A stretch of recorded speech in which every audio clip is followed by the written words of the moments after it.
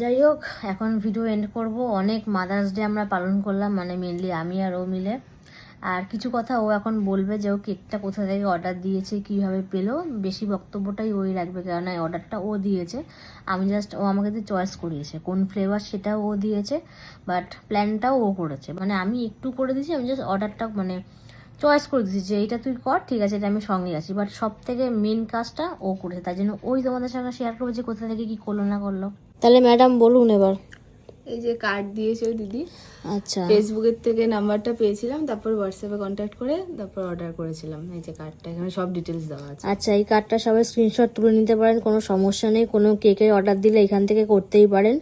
আর এটা ধর, কেকটা কেমন লেগেছে তোর? সিরিয়াসলি হেভি ছিল, মানে দেখতেও হেভি ছিল, টেস্টটাও হেভি, আর বাজেটের মধ্যেও ছিল।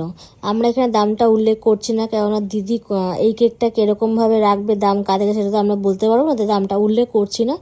তো যাই হোক, এটা নিয়ে আর কিছু বলার নেই। কিন্তু হ্যাঁ, কেকটা সত্যি দেখতে যেরকম সুন্দর, খেতেও খুব টেস্ট বেশি, এটা বাস্তব। আর আমাদের বাজেটের মধ্যেই ছিল, মানে আমরা যা চেয়েছি তার থেকে একটু ভালোই দিদি দিয়ে দিয়েছে, এটা সত্যি কথা। অবশ্যই এই কার্ডটা তোমরা স্ক্রিনশট করে রাখো, কোনো প্রয়োজন হলে এখান থেকে তোমরা অর্ডার করতেই পারবে। যাই হোক, এখন ভিডিও এন্ড করি। অনেক খাটাখাটনি করে ফেলেছি, আবার ভিডিওর কাজগুলো করতে হবে রাত্রে বসে বসে। কালকে বড় ব্লগই করছি। আজকের মতো আমার দিক থেকে টাটা, ওর দিক থেকেও টাটা। চ্যানেলটা অবশ্যই সাবস্ক্রাইব করো, পাশে থেকো।